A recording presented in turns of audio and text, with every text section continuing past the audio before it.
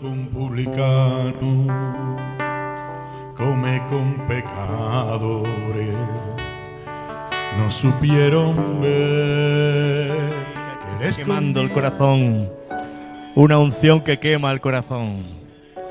Y sacar a batalla ser levantar a babasore de vaya. Viene una etapa poderosa para la iglesia. Viene una etapa de gloria para la iglesia. Viene una bendición fuerte y poderosa para tu pueblo. Lo creemos. Lo creemos.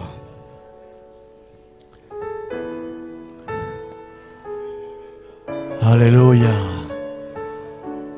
Para los que estáis a través de la red y no habéis podido participar de la Santa Cena, lo podéis hacer en casa.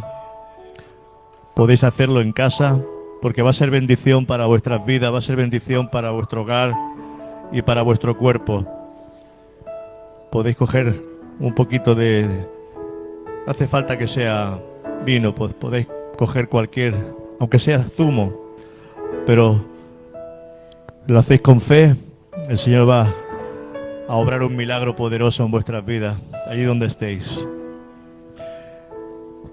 Y la iglesia vamos a entrar en una etapa donde los viernes vamos a tener Santa Cena todos los viernes.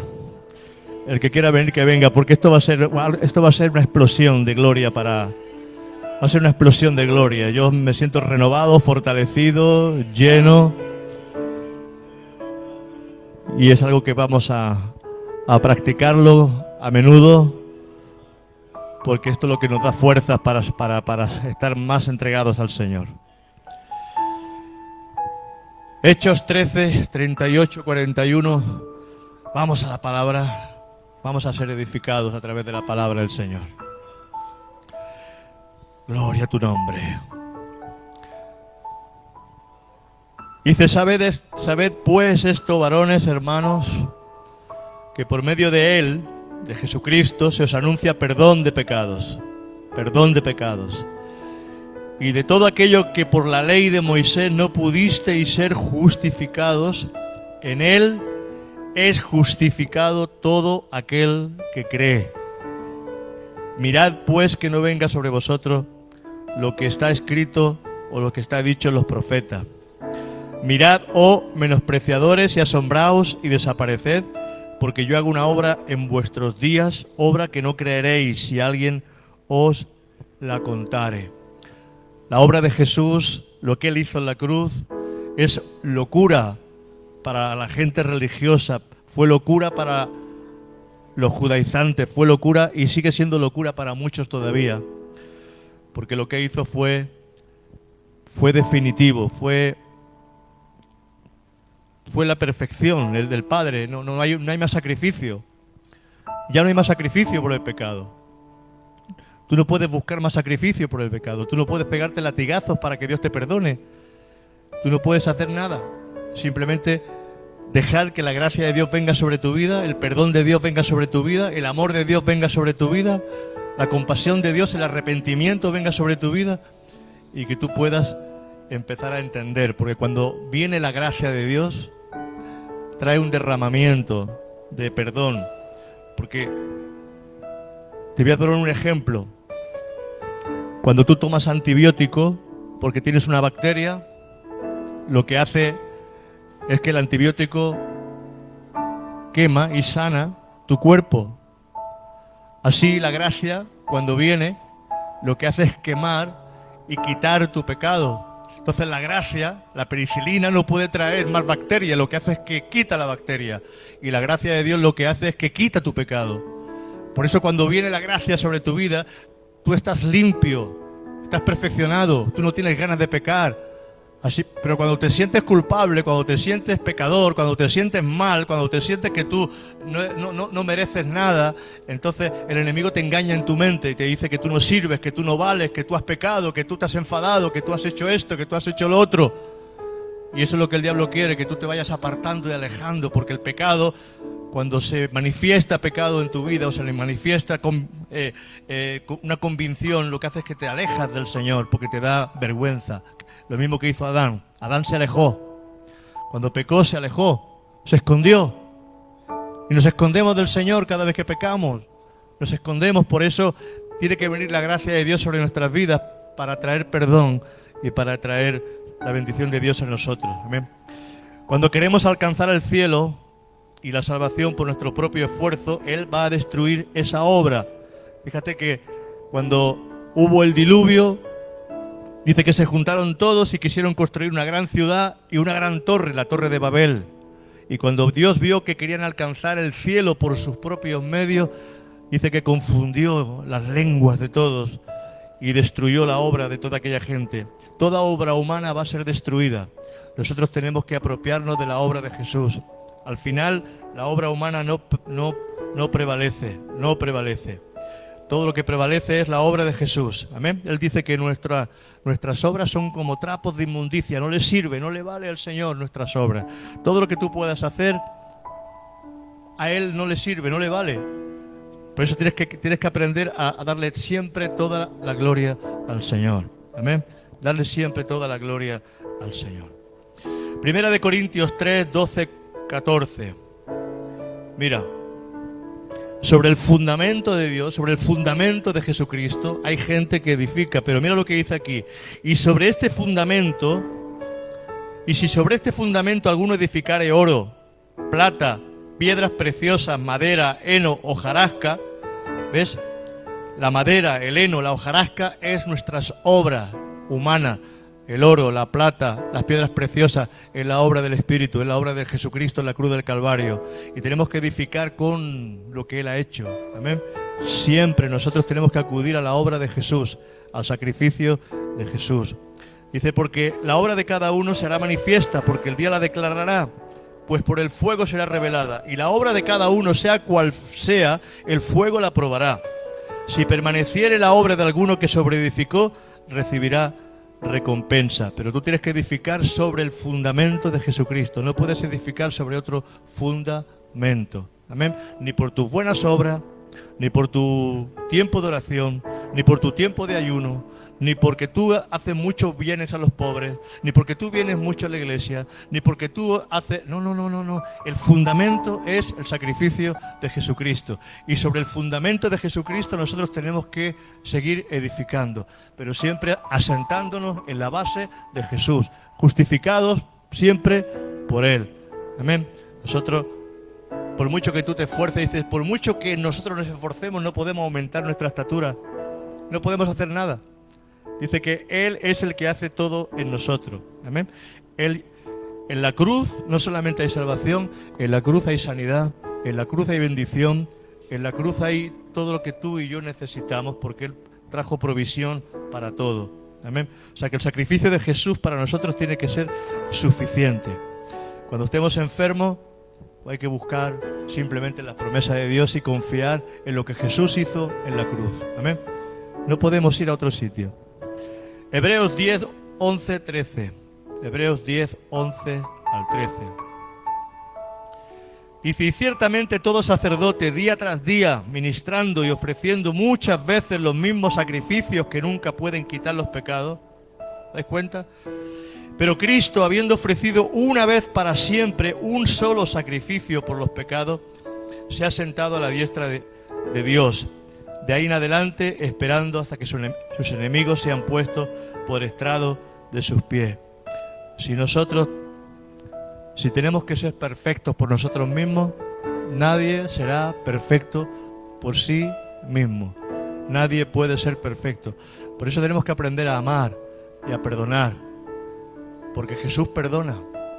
¿Amén? Jesús perdona. Dios es un Dios amoroso, un Dios perdonador. Porque si nosotros no perdonamos, dice la palabra, tampoco el Señor nos perdona a nosotros. Porque Él nos perdonó en la cruz del Calvario. La falta de perdón está diciendo en nosotros que no estamos confiando en el sacrificio de Jesús.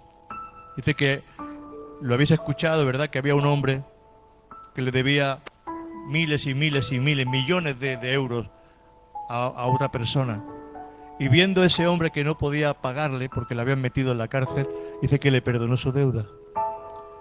Pero cuando salió ese hombre de la cárcel, porque le habían perdonado los millones de euros que debía, dice que encontró a uno que le debía 100 euros y cogiéndolo del cuello, empezó a decirle: págame lo que me debes, págame lo que me debes, págame lo que me debes. Y viéndole, sus amigos se lo dijeron al rey. Y el rey lo mandó a llamar y dijo: ¿no te he perdonado yo una deuda que no podías pagar? ¿Cómo tú estás pidiéndole a una persona que te pague algo tan pequeño cuando yo te he perdonado algo tan grande? Entonces tenemos que aprender que por mucho daño que nos hagan, nunca llegaremos al daño que le hicieron a Jesús en la cruz del Calvario. Amén. Su sacrificio. Dice que fueron surcos los que habían en las espaldas de Jesús. Los látigos, los 39 latigazos, los romanos pegaban con un látigo donde habían trozos de hueso y trozos de metal, y eso se enganchaba en la piel, y cuando tiraban, jalonaban del látigo, arrancaban la piel y se veían los huesos, se le veían los huesos, incluso dice algunos que hasta las vísceras se le veían, toda la piel. El cuerpo, dice que fue despreciado, estaba desfigurado, su rostro estaba desfigurado, le arrancaron su barba, le pegaron de puñetazos, y los puñetazos que pegaban no eran con las manos simplemente, sino que los romanos llevaban aquí como una especie de estrías que se ponían, y cuando pegaban rompían los huesos de la cara y marcaban la cara. Entonces dice la palabra, dice que le pusieron una corona de espinas y le golpeaban con un palo, que dice que clavaban las espinas y se las clavaron en la cabeza para que sangrara. Algo tremendo.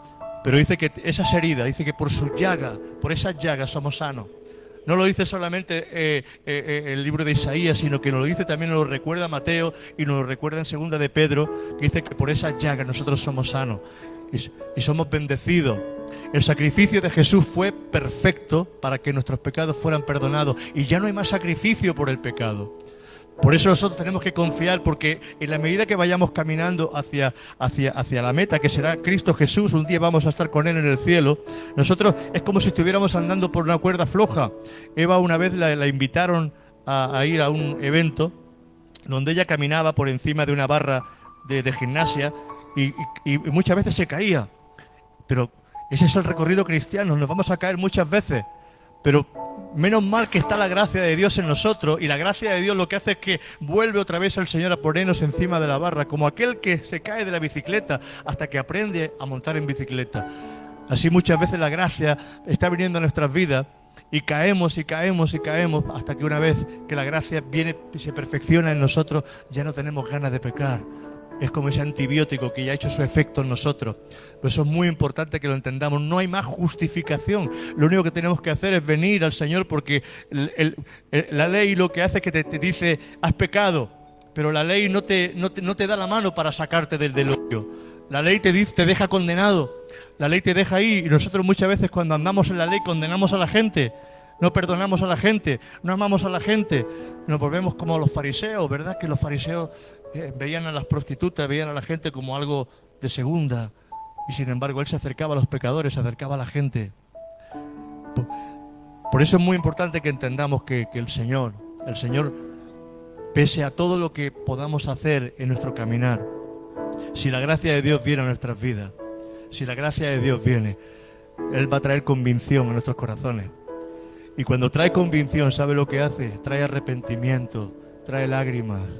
Empiezas a llorar como un niño, porque tú dices y tú sabes que no lo mereces. Tú sabes que no lo mereces.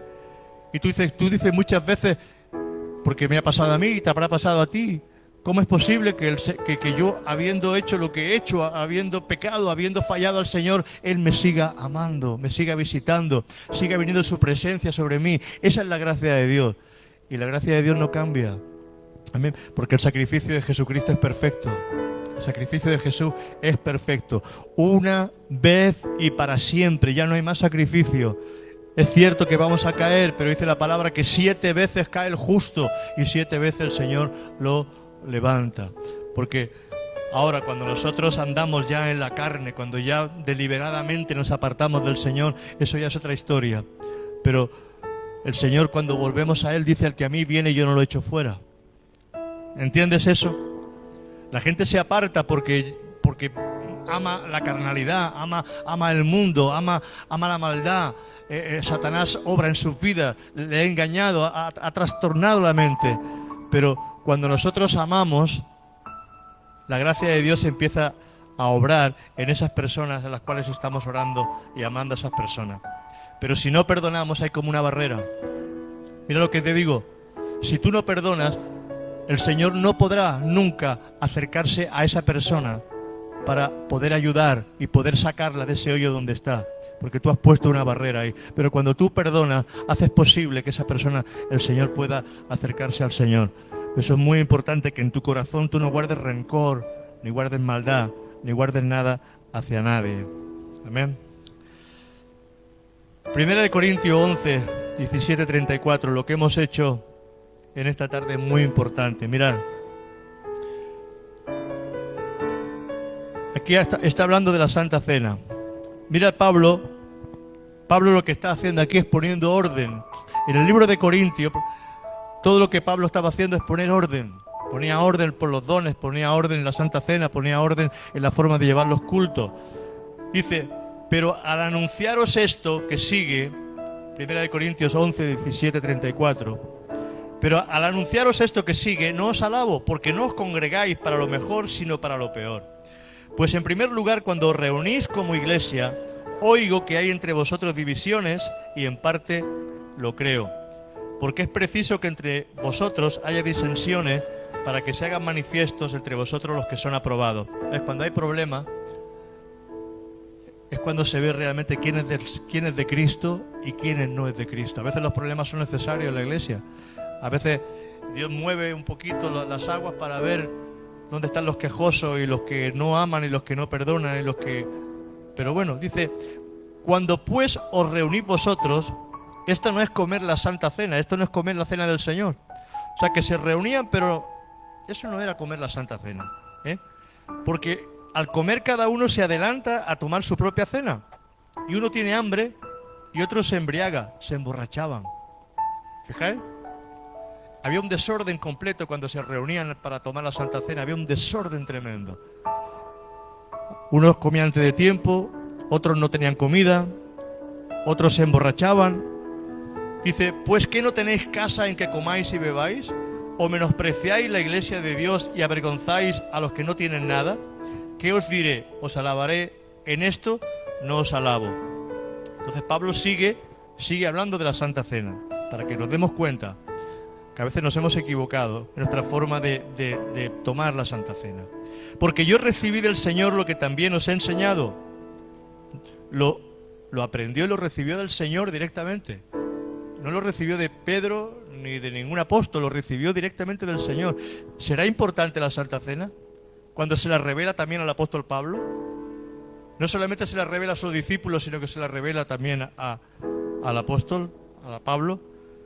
Dice que el Señor Jesús, la noche que fue entregado, tomó pan y habiendo dado gracia, lo partió y dijo, tomad, comed, esto es mi cuerpo que por vosotros es partido, hacer esto en memoria de mí.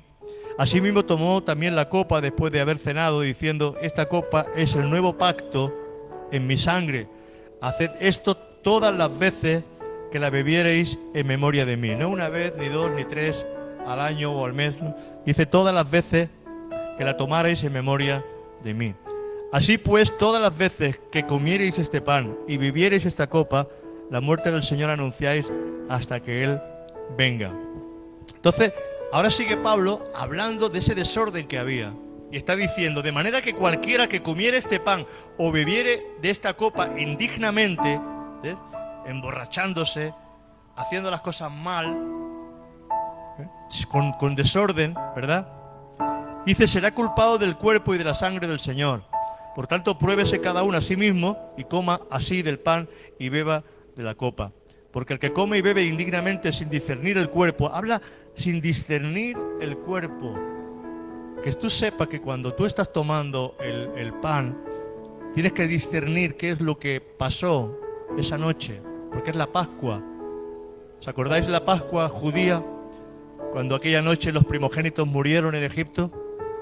Cuando le dijo el Señor a Moisés, tira a cada familia que tome un cordero un cordero por familia, y que la sangre degolle a ese animal y que pinte los dinteles de las puertas, ¿verdad?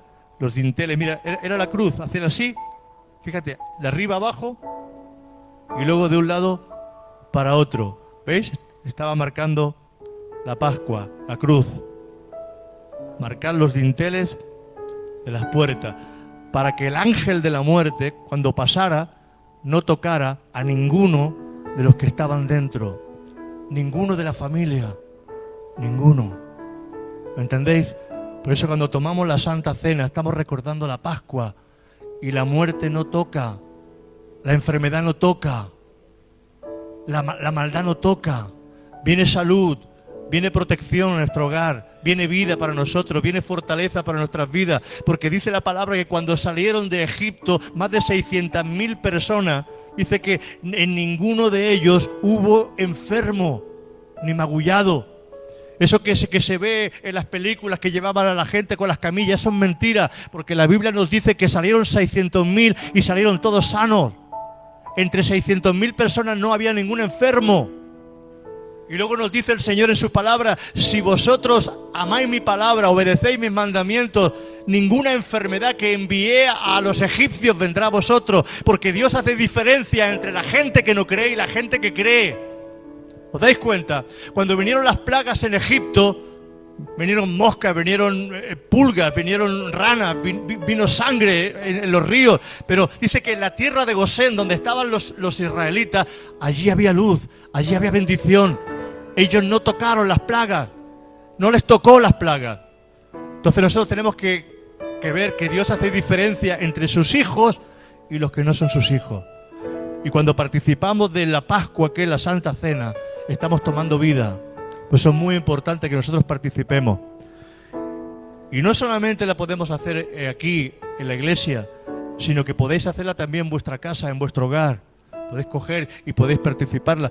Yo el otro día solo la hice el jueves por la mañana, cuando estaba aquí en ayuno.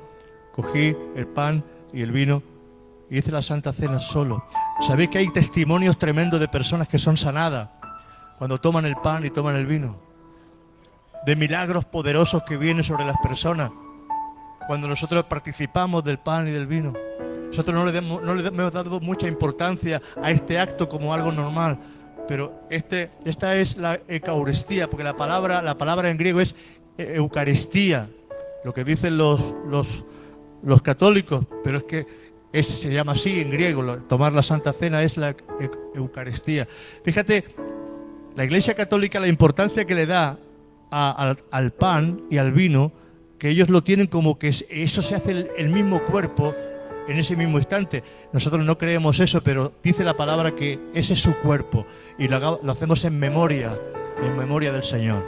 Amén. Entonces tenemos que darle importancia, toda la importancia del mundo, y podemos hacerlo en nuestras casas, con nuestra familia, cuando estemos enfermos, cuando haya un enfermo en algún sitio, en algún lugar. Si el enfermo no puede tomarla, podemos participar de la Santa Cena y podemos hacerla y para que esa persona pueda ser sanada también, porque ese efecto, esa influencia le puede tocar a esa persona. Es muy importante que esto lo entendamos.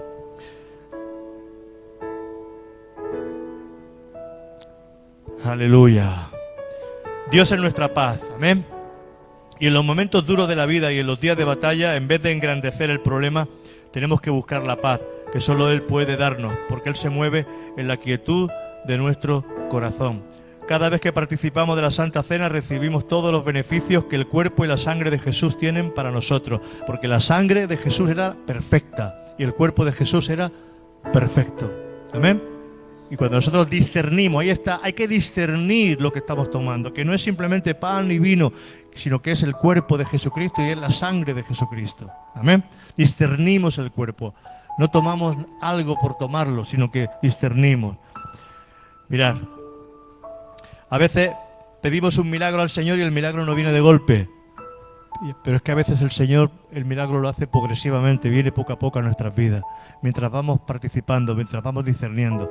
Cuando Israel estuvo en guerra, los enemigos no lo echaron todos de golpe, sino que lo fueron echando poco a poco, poco a poco. A veces Dios lo hace de golpe y otras veces Dios tarda un poquito en hacerlo. Pero en la medida que vamos participando del pan y del vino, vamos tomando sanidad. Nuestro cuerpo se va poniendo en el lugar que le corresponde. Amén. Y vamos a ver esos milagros de parte de Dios. Entonces, vamos a darle toda la importancia del mundo a este testimonio que Él quiere que hagamos. Dice Gálatas 3:13. Dice: Cristo nos redimió de la maldición de la ley. Apúntate este versículo y aprende otro de memoria. Cristo nos redimió de la maldición de la ley. Cuando tú miras Deuteronomio 28, ves las bendiciones, pero luego ves las maldiciones. Y dice la palabra que Cristo nos ha redimido, nos ha quitado toda maldición. Amén.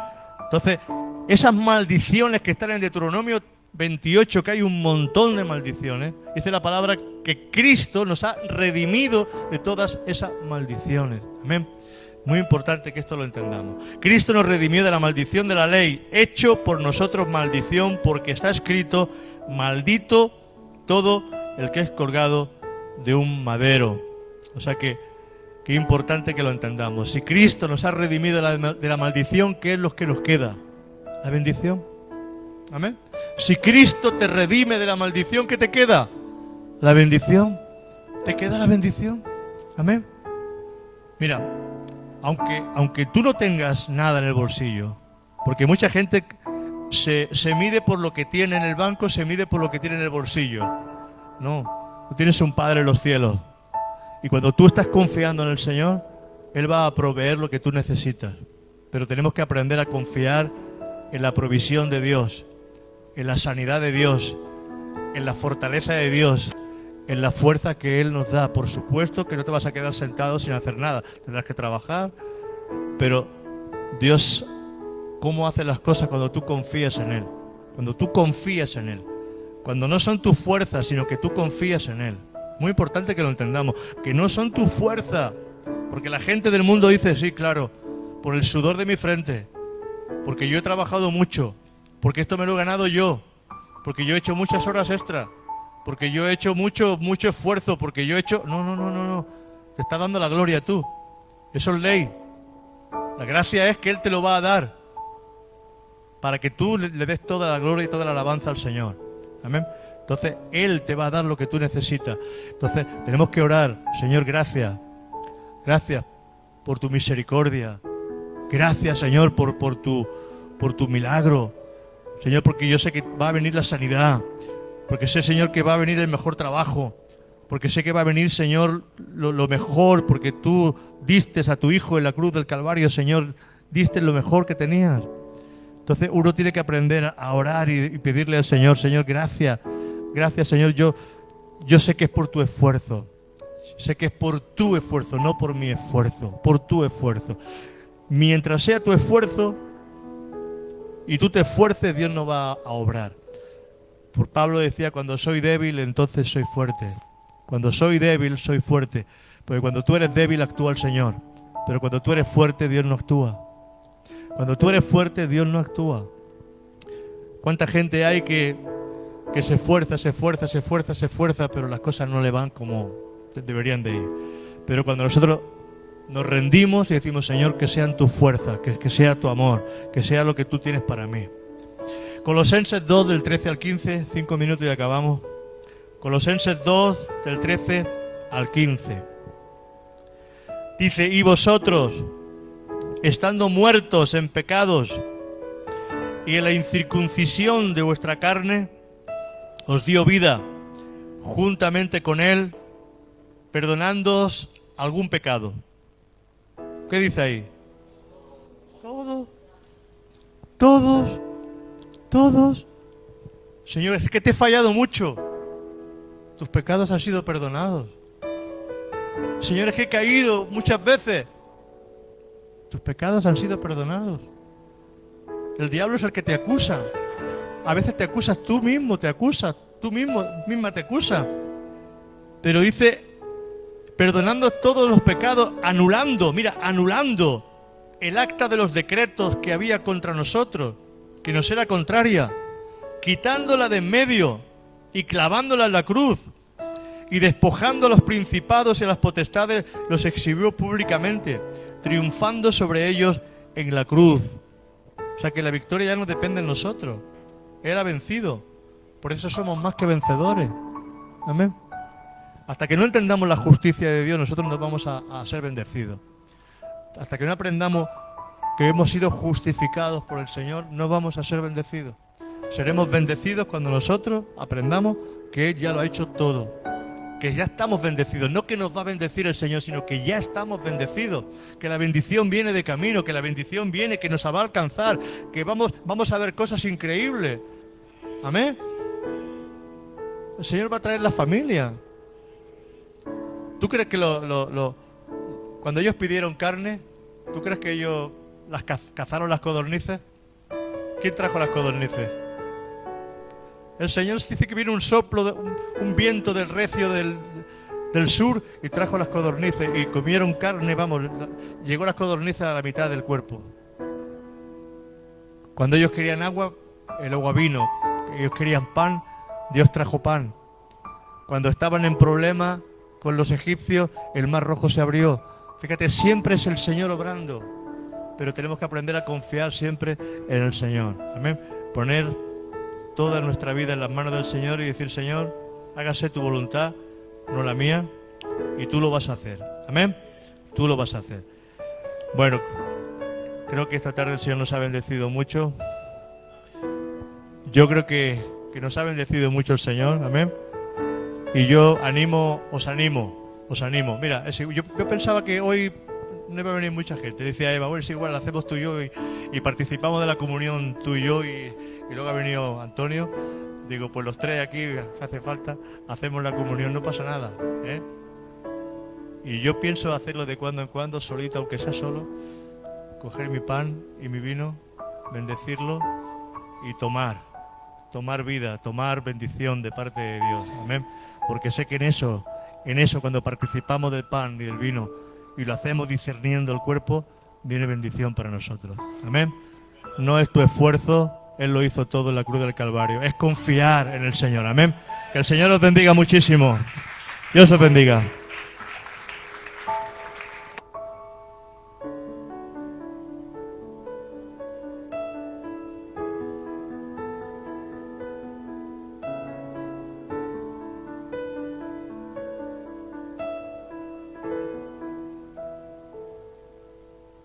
Escondía ese verbo, les confundió su cuerpo, muriendo en un madero.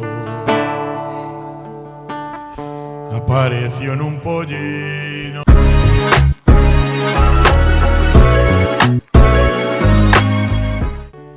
Apareció en un pollino, envuelto en pañales. Anda con publicano, come con pecadores. No supieron ver que le escondía ese verbo, les confundió su cuerpo, muriendo en un madero. Apareció en un pollino,